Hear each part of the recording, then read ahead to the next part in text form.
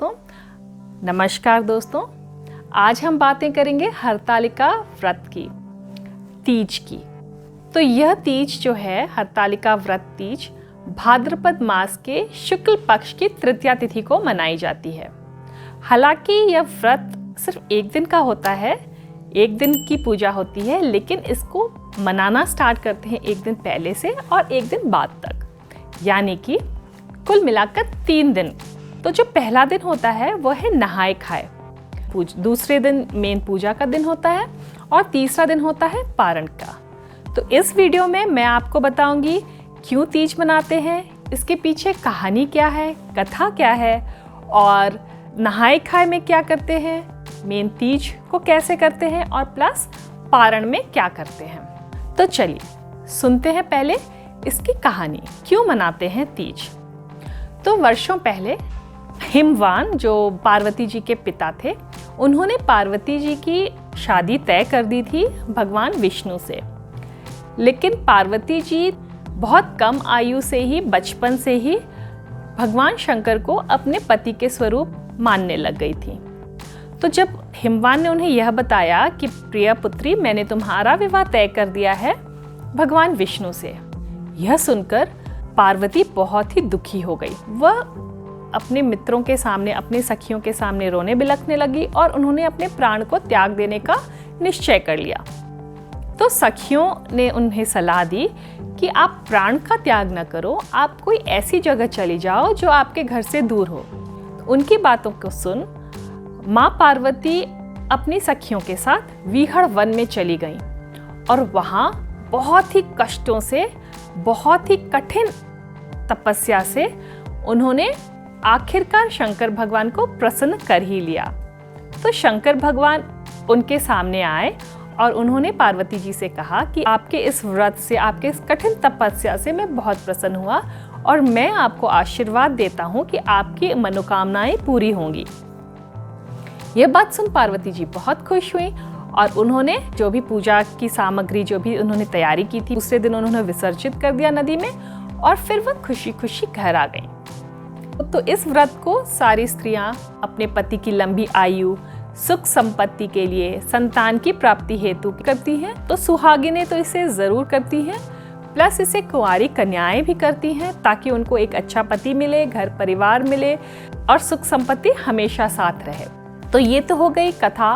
तो ये जो हरितालिका तीज है, ये बहुत ही कठिन व्रत है। इसमें व्रत करते हैं बिल्कुल ही निर्जल व्रत, यानी कि पूरे 24 घंटे कुछ भी खाते या पीते नहीं हैं। तो कुछ व्रत जो होते हैं, जैसे तीज, ज्योतिया, जो निर्जल व्रत करते हैं, उसके एक दिन पहले से ही इसकी तैयारी शुरू हो जाती है। मतलब आप उस व्रत के लिए अपने आप को प्रिपेयर कर रहे हो, अपने आप को तैयार कर रहे हो। फर्स्ट डे होता है नहाए खाए, जो कि आज है। तो इसमें क्या होता है, सुबह सुबह स्त्रियां नहा धोकर अपने नित्य कार्य से फ्री होकर के जो तैयारियां आप तीज के लिए करना चाहते हैं, वो आज के दिन से शुरू हो जाती है। और आज के दिन जो खान पान होता है वो भी बहुत ही रेस्ट्रिक्टेड होता है। बिल्कुल ही सात्विक भोजन किया जाता है आज। सात्विक भोजन का मतलब है बिना लहसुन प्याज का सात्विक भोजन नहा धोकर तैयार होकर आप बनाएं और उसका प्रयोग करें। तो बिल्कुल ही सात्विक भोजन बनाया जाता है आज के दिन। अगर हम बहुत तला भुना, लहसुन प्याज ज़्यादा डालकर भोजन करेंगे तो एक तरह से ये भी होता है कि दूसरे दिन बहुत प्यास लगती है, आदमी अपने आप को एनर्जाइज नहीं कर पाता है, एनर्जी की फीलिंग नहीं आ पाती है कि आप दूसरे दिन पूरे दिन का व्रत करें। तो इसलिए शायद ऐसा किया जाता होगा। कुछ लोग जो होते हैं वो डाला चढ़ाते हैं, भगवान को अर्पित करते हैं दूसरे दिन, यानी कि 5, 11, 7 जो भी आपकी श्रद्धा हो, उस तरह से जो लकड़ी का डाला आता है उस पे प्रसाद रखकर चढ़ाते हैं। तो उसको भी आज आप धो करके, सुखा कर, अगर वो कलर्ड नहीं है तो आप उसको सुंदर से डेकोरेट करके आज रख सकते हैं। तो ये तैयारी हो जाती है तीज की एक दिन पहले, यानी कि नहाए खाए वाले दिन। इस दिन नहाने खाने के बाद ही स्त्रियों को कुछ खाना पीना चाहिए, इसलिए इसका नाम ही हो गया, इस दिन का नाम ही हो जाता है नहाए खाए। और नहाए खाए में सुबह सर से नहाना ज़्यादा ज़रूरी है। आप सर पर से नहाएं, नाखून काटें और उसके बाद नेल पॉलिश, आलता, मेहंदी जो लगाना चाहें, जो तैयारी करनी चाहें वो कर सकते हैं। आप पूरे दिन शंकर भगवान के पूरे परिवार के बारे में सोचकर पूजा की तैयारी करें। मन में ही मन तैयारी होने लगती है दूसरे दिन की पूजा की। अब आ जाता है दूसरा दिन, जो तीज का मेन दिन है। तो इस दिन मनाई जाती है सरगई। सूर्योदय होने के पहले स्त्रियां उठकर अपने बड़ों का आशीर्वाद लेती हैं और तीज व्रत करने की शुरुआत करती हैं। सरगई जो है वो मायके से भी आती है या ससुराल से भी आ सकती है। तो जैसे इसमें बड़े थाल में मिठाइयाँ, साड़ी, कपड़े सास अपनी बहुओं को देती हैं या मायके से ये सामान आता है। बहुएं मिठाई खा करके, बड़ों का आशीर्वाद लेकर के तीज की शुरुआत करती हैं और बड़ों का आशीर्वाद लेती हैं ताकि वह तीज अच्छे से कर पाएं। तो हमेशा कोई भी कार्य ऐसा शुरू करते हैं तो बड़ों का आशीर्वाद होना बहुत ज़रूरी होता है। सरगई में क्या होता है कि स्त्रियां सुबह उठती हैं। सुबह का मतलब है भोर होने के पहले, यानी कि सूर्योदय के पहले। तो करीब 2:30 से 4 बजे के बीच उठ करके कुछ खाती हैं। तो जनरली उस समय तरल पदार्थ का ज़्यादा सेवन करना चाहिए, यानी लिक्विड का ज़्यादा सेवन करना चाहिए।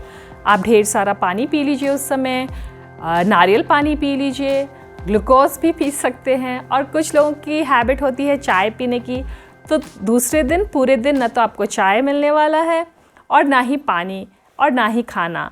तो चाय पी लेते हैं बहुत सारे लोग। जनरली कुछ परिवारों में, जो भी आपके परिवार का नियम हो उस हिसाब से आप इसे कर सकते हैं। बहुत तला भुना ऐसी चीज़ों का प्रयोग न करें। ऐसी चीज़ों का प्रयोग करके बहुत तला भुना अगर आप सरगई के समय खाते हैं 2:30 से 4 बजे के बीच, जब भी भोर होए उसके पहले अगर आप ऐसी चीज़ें खाते हैं तो दूसरे दिन आपको बहुत प्यास लगेगी और आप थकान सा महसूस करेंगे। इसलिए बहुत ही हल्की चीज़ों का प्रयोग करें। जनरली छेने का प्रयोग करते हैं, कुछ लोग दही चूड़ा भी खाते हैं। ये परिवार टू परिवार, ट्रेडिशन टू ट्रेडिशन ये निर्भर करता है। और आपको तो पता ही है हमारे यहाँ भारत में हर 80-90 किलोमीटर के बाद ट्रेडिशंस चेंज होते हैं। क्षेत्र के अनुसार के हिसाब से सब कुछ थोड़ा बहुत भिन्नता आ जाती है। तो उस हिसाब से आप पता कर लें आपके परिवार में क्या खाया जाता है सुबह, उसका ही आप प्रयोग करें। लेकिन लिक्विड बहुत ज़्यादा लें, जूसेस पिएं और ग्लूकॉन डी भी आप ले सकते हैं ताकि आप एनर्जाइज्ड रहें नेक्स्ट डे के लिए। और हमारी दादी नानी का कहना ये था कि जब भी कौवा बोले, यानी कि कोई भी पक्षी के कलरव के पहले, कोई भी चिड़िया की पहली आवाज़ के पहले ही सरगई करते हैं। अगर आपने किसी पक्षी की आवाज़ सुन ली तो उसके बाद आपको कुछ भी खाना पीना नहीं है। तो उस पहले के ज़माने की बात है ये। तो यानी कि सुबह सूर्योदय के पहले आप ज़रूर मुँह जूठा करें, लिक्विड ले लें, ढेर सारा पानी पी लें, दही खा लें जो आपको दूसरे दिन ठंडा रखेगा पेट को, या फिर दही चूड़ा खा लें अगर आपको कुछ खाने की भी इच्छा है तो। मिठाइयों का प्रयोग कर लें, तरल पदार्थ ज़्यादा ले लें। इस तरह से हो जाता है सरगई का रस्म। तो सुबह उठकर नहा धोकर अच्छे से तैयार हो जाइए। तीज के दिन 16 श्रृंगार का बहुत महत्व होता है। तो बिंदी, सिंदूर ये तो हर दिन हमेशा लोग लगाते ही हैं। उसके अलावा जो लोग रेगुलर बिछुआ, पायल नहीं पहनते, आज के दिन उन्हें ज़रूर तैयार होना चाहिए। पूरे 16 श्रृंगार ज़रूर करने चाहिए। जो रेगुलर आप पूजा करते हैं भगवान की, वो आप पूजा कर लीजिए। मन में शिव परिवार की आराधना कीजिए और उन्हें कहिए कि भगवान मैं आज तीज का व्रत कर रही हूँ, उसे संपन्न होने में, उसे पूरा करने में आप मदद कीजिए। बहुत ही अच्छे से आज मैं यह तीज कर पाऊँ, इसके लिए भगवान से मनोकामना कीजिए। तो तीज व्रत के दिन जो पूजा करते हैं वो आप या तो सुबह भी कर सकते हैं और फिर शाम को भी कर सकते हैं। लेकिन ये आपके ऊपर या आपके घर के ट्रेडिशन के ऊपर बहुत डिपेंड करता है कि आप पूजा कब करें, सुबह करें या शाम को करें। तो अब आ जाते हैं पूजा के वक्त। तो जहाँ पे भी आप पूजा कर रहे हो, जिस भी स्थान पे आप पूजा कर रहे हैं, उसे अच्छे से साफ सुथरा करके लकड़ी की चौकी रख दीजिए। उसे लाल कपड़े से सजाकर उसके अगल बगल एक मंडप तैयार कर लीजिए। केले के पत्ते से, आम के पत्ते से एक सुंदर सा मंडप तैयार कर लीजिए। मंडप तैयार करने के बाद एक कलश स्थापित कर लीजिए। कलश को अच्छे से डेकोरेट कर करके उसके नीचे अष्टकमल बनाकर उसके ऊपर आप कलश को रख सकते हैं, कलश को स्थापित कर सकते हैं। फिर आपको स्थापित करना है पार्वती गणपति और शंकर भगवान को। तो आप इन तीनों को बना सकते हैं मिट्टी से, क्योंकि इन सब का विसर्जन करना होता है दूसरे दिन। तो आप पहले के ज़माने में तो इसे गोबर से बनाया जाता था, लेकिन आजकल बहुत सारे लोग गोबर से नहीं बनाते, तो आप इसे कोई चिकनी मिट्टी, मुल्तानी मिट्टी या हल्दी से भी बना सकते हैं। तो आप पार्वती जी, गणपति जी और शंकर भगवान की मूर्ति तैयार कर लीजिए हल्दी से या मुल्तानी मिट्टी से। उसके बाद आप पूजा स्टार्ट कीजिए। तो पूजा करने के समय आपको क्या करना है कि पहले आप अभिषेक कर लीजिए भगवान शंकर की जल से, गाय के कच्चे दूध से, और उसके बाद गणपति और माता पार्वती के ऊपर भी जल से अभिषेक कर दीजिए। और उसके बाद आप भगवान जी का आवाहन कीजिए, सभी देवताओं का आवाहन कीजिए, माता पार्वती से आग्रह कीजिए, शंकर भगवान से, गणपति से आग्रह कीजिए कि वे आपके पूजन को अच्छी तरह से संपूर्ण करने में आपकी सहायता करें। सबसे पहले आप ये कर लीजिए। उसके बाद दीप धूप दिखा करके अगल बगल बहुत ही सुगंधित वातावरण बनाइए, अगरबत्ती जलाइए, धूप जलाइए। इत्र का भी प्रयोग बहुत ज़रूरी होता है। उस दिन इत्र का प्रयोग कर लीजिए, भगवान जी को इत्र लगाइए, ताकि सारा माहौल बहुत हंसी खुशी का, सुगंध में सुंदर सा दिखाई दे। उसके बाद आप पुष्प चढ़ाइए भगवान शंकर को। अगर संभव हो, अगर मिल पाए, तो आप भांग, धतूरा, बेलपत्र, बेल का फूल, फल, पत्ता, आंवले का पत्ता, ये सभी आप भगवान को चढ़ा सकते हैं। भोलेनाथ को सभी चीज़ बहुत ही प्रिय हैं। और पार्वती जी वर्षों तक जंगल में वास करती थी और बहुत वर्षों तक उन्होंने सिर्फ पत्ते खाकर अपना जीवन बिताया है। तो जो भी उपलब्ध हो, श्रद्धा से वो चढ़ाइए। अगर आपको ये सब ना मिले तो भी बेलपत्र से भी भोलेनाथ खुश हो जाते हैं, भोलेनाथ बहुत ही जल्दी प्रसन्न हो जाते हैं। तो आप बेलपत्र भी चढ़ा दीजिए अपनी श्रद्धा से। जो उपलब्ध हो आपके पास, जो फल फूल, जो पत्ते आपको मिले, भगवान जी को चढ़ाए जाते हैं, जो भी आपके पास उपलब्ध हो आप उन्हें चढ़ाएं और मन से, श्रद्धा से पूजन करें। उसके बाद आप गणपति की पूजा करें, जनेऊ चढ़ाएं भगवान जी को। तो आप ये सारी चीज़ों को चढ़ाएं। भगवान शंकर को सभी चीज़ सफ़ेद बहुत पसंद है, तो सफ़ेद फूलों का प्रयोग करें भगवान शंकर के लिए, गणपति के लिए और माँ पार्वती के लिए लाल पीले फूलों से उनको अर्पण करें। ज़रूर से ज़रूर पान का पत्ता, सुपारी, उसमें लौंग, इलायची, काजू, किशमिश, सभी चीज़ों का भोग लगाएं भगवान जी को, ये सब चढ़ाएं। हल्दी कुमकुम तो लगाते ही हैं। फिर हम भगवान को, माँ पार्वती को सुहाग देते हैं। और जितना जो भी हमारी श्रृंगार, 16 श्रृंगार की वस्तुएं होती हैं, जिसमें सारा श्रृंगार का सामान होता है, जैसे कि मेहंदी, काजल, लिपस्टिक, कंघी, सिंदूर, बिंदी, आलता, रिबन, और जो चीज़ आप खुद यूज़ करते हैं, वो सारी चीज़ों को माँ पार्वती को अर्पण करें और उनसे आशीर्वाद लें। भगवान पार्वती से सुहाग का आशीर्वाद लें। और इस तरह से, और फिर अंत में ज़रूर आप कुछ दक्षिणा भी उसमें डालें, भगवान को दक्षिणा भी चढ़ाएं। और फिर जो भी आप नैवेद्य तैयार करते हैं घर में, ज़रूर उस दिन गुजिया बनाई जाती है, खजूर बनाए जाते हैं, खजूर यानी ठेकुआ बनाया जाता है। बिहार में तो ठेकुआ ज़रूर से ज़रूर बनाया जाता है तीज के दिन। पिड़किया और ठेकुआ यानी कि गुजिया और ठेकुआ, ये ज़रूर बनाए जाते हैं। तो ये आप नैवेद्य चढ़ाते हैं। तो ये सारी चीज़ों को आप भगवान को चढ़ाइए और उसके बाद कथा सुनिए। तो आपको इंटरनेट पे बहुत सारी कथाएं मिल जाएंगी और मैंने भी कल अपलोड किया है कथा, तो आप कथा भी सुन सकते हैं तीज व्रत का। तो वो कथा जब पूरी तरह से आप सुन लें, तीज कथा सुनना बहुत ज़्यादा ज़रूरी है। तीज व्रत का कथा सुन लें, फिर भगवान जी की आरती कर लें और उसके बाद भगवान से क्षमा याचना ज़रूर करें। क्षमा याचना बहुत ही महत्वपूर्ण है, क्योंकि ये तो ज़रूरी है कि हमसे कोई ना कोई गलती तो ज़रूर हुई होगी, कुछ ना कुछ तो ज़रूर छूट गया होगा। तो भगवान से मत्था टेक कर क्षमा याचना कर लें कि हे भगवान, जो भी गलती हुई है इस पूजन में, जो भी गलत चीज़ हमने किया है, उसे क्षमा कर दो। कि यह पूजा आप ज़रूर सफल करना। फिर उसके बाद गान बजा, अगर बहुत सारे लोग इकट्ठे होते हैं, बहुत सारी स्त्रियां इकट्ठी होती हैं साथ में, तो करने में बहुत ही मज़ा आता है। फिर सारे लोग इकट्ठे बैठकर गाना बजाना करते हैं और नाच गान करके आज के दिन में बहुत ही एंजॉय भी करते हैं। तो आज का जो व्रत होता है वो निर्जला होता है, यानी कि कुछ खाते पीते नहीं हैं और कुछ भी नहीं। लेकिन इसका ये मतलब नहीं है कि कोई बीमार हो या कोई लेडी प्रेग्नेंट हो तो बिना कुछ खाए पिए आप व्रत कर रहे हो, तो ये आपके लिए सही नहीं है। अपने सेहत का ध्यान रखें। अगर तबीयत ठीक ना हो तो ज़रूर जूस फल खा लें। अगर कोई प्रेग्नेंट है तो उसे ज़रूर ही फल खा लेना चाहिए। अपने गर्भ का ध्यान देना चाहिए, अपने बच्चे का ध्यान देना चाहिए, क्योंकि आखिर व्रत तो उन्हीं के लिए करते हैं, पति के लिए करते हैं, परिवार के लिए करते हैं और संतान प्राप्ति के लिए करते हैं, तो उसका ध्यान भी ज़रूर देना चाहिए। और एक बात और है कि ये जो तीज व्रत है, ये अगर आप शुरू करते हैं, अगर तीज व्रत करते हैं तो इसे बीच में कभी नहीं छोड़ सकते।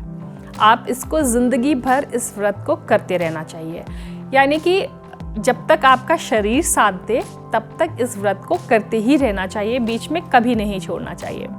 तो कुछ लोग हैं जो आजकल हैं, आप इस व्रत को नहीं कर सकते, मतलब निर्जला नहीं कर सकते, तो आप फर्स्ट टाइम ही जब आप व्रत उठाएं, जब पहली बार व्रत करें, जीवन में पहली बार व्रत करें, तो उसी वक्त आप या तो जूस पी लें या कुछ ऐसा कर, लेकिन कोशिश करें कि पूरे दिन में सिर्फ एक बार पूजा करने के बाद ही आप पानी पी लें या जूस पी लें, या जो भी जिस तरह से भी आपकी श्रद्धा हो आप पूजा करें। इतना कष्ट है यह सोचकर पूरे दिन मुझे कुछ नहीं खाना पीना, यह सोचकर आप व्रत ही ना करें, तो यह गलत है। आप व्रत कीजिए, तो कोशिश तो कीजिए, एक कदम आगे बढ़ाइए, देखिए भगवान आपका साथ ज़रूर देंगे और आप ज़रूर आगे और अच्छे से व्रत करेंगे। और जो लोग बीमार होते हैं उन्हें तो 100% अपनी दवाई भी लेनी चाहिए, और साथ साथ अगर फल जूस पी लें तो कोई बात नहीं। तो दूसरे दिन पारण करते हैं, तो इस समय भी भगवान को हम फिर से प्रसाद नैवेद्य सब अर्पण करते हैं दूसरे दिन, और भगवान से क्षमा याचना करते हैं कि भगवान अगर कोई गलती हो तो माफ़ कीजिए। फिर उनसे रिक्वेस्ट करते हैं, जैसे उनको हमने इनवाइट किया था, आह्वान किया था उनका, उस तरह से आप रिक्वेस्ट करते हैं कि आप अपने अपने स्थान पे चले जाएं, आपने हमारी पूजा को संपन्न करा दिया, और उनको धन्यवाद दें, उनका आशीर्वाद आपके जीवन में बना रहे, इसकी प्रार्थना करें। और फिर सभी चीज़ों का विसर्जन कर दें। विसर्जन या तो आप किसी नदी में जाकर कर सकते हैं, या कोई भी बहते हुए पानी जल की जगह में आप कर सकते हैं। लेकिन अब अगर आपके पास विसर्जन करने की ऐसी कोई जगह नहीं है, तो आप अपने घर में गमले में ही मिट्टी को हटाकर उसी में सारा सामान डालकर उसको मिट्टी से ढककर आप विसर्जन कर दीजिए। तो आप तीसरे दिन, मतलब जो व्रत के नेक्स्ट डे, आप विसर्जन कर दीजिए भगवान जी का, और उसके बाद आप पारण कीजिए। तो फिर हर जगह ट्रेडिशन के हिसाब से आपके परिवार में क्या चलता है, क्या होता है, उस हिसाब से ही आप पारण करते हैं। तो बहुत जगह बहुत सारे पकवान बनाए जाते हैं पारण के लिए, तो आप वो सारे पकवान बना लीजिए, और उसको पहले दिन चढ़ाया भी जाता है भगवान को, तो उस हिसाब से आप देख लीजिए। लेकिन पारण जब करते हैं तो जनरली क्या होता है, हम चना भी भिगोते हैं, तो उस 2-4 चना को खा के, भिगोए हुए चने को खा के पानी धीरे धीरे पानी पीते हैं। तो यह जल ग्रहण करना या खाना खाना व्रत के बाद, इसको कहते हैं पारण करना।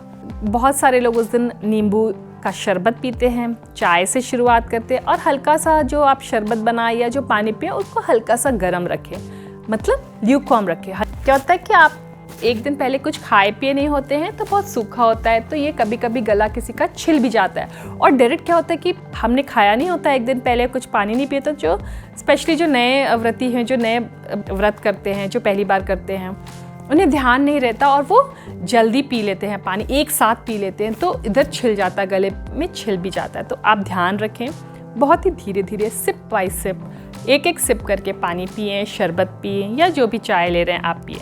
लेकिन जब आप पारण करते हैं, उस समय जब आप पूजा से आप सामान उठाते हैं, तो हम अपने आंचल में पहले प्रसाद रख लेते हैं, सुहाग ले लेते हैं। तो आप पारण कर लीजिए, प्रसाद से भी, प्रसाद पहले खाकर और पानी पी करके भी लोग पारण करते हैं। उसके बाद फिर कुछ लोग दूसरे दिन ब्राह्मण भोज भी कराते हैं। अगर आपके पास बहुत सारे लोग हैं और आपके पास हेल्प है, तो ब्राह्मण को भी खिलाया जा सकता है। और जो भी ये दान दक्षिणा का भी बहुत महत्व है इस दिन। तो जो भी आपने श्रृंगार का सामान चढ़ाया, या पार्वती जी को कोई साड़ी चढ़ाई है, या भगवान शंकर को आपने धोती चढ़ाई है, या जो भी आपकी श्रद्धा हो, आप या तो किसी ब्राह्मण को दे दीजिए या किसी गरीब को दान दे दीजिए। या फिर साड़ी भी हम लोग चढ़ा कर क्या करते हैं कि अपने सास या ननद या जेठानी, देवरानी, सभी को आप दे सकते हैं। तो इस तरह से संपन्न करते हैं अपनी तीज की पूजा। उम्मीद है आपको यह वीडियो पसंद आया होगा, और आपके बहुत सारे प्रश्न जो होंगे तीज के विषय में, उसका समाधान आपको मिल गया होगा। और फिर भी अगर आपका कोई प्रश्न बाकी हो, तो आप पूछ सकते हैं, कमेंट कर सकते हैं। मैं सबको ज़रूर आंसर करूँगी। मैं मिलूंगी अगली बार एक नई वीडियो के साथ। तब तक के लिए thank you for watching. Do like, share and subscribe my channel.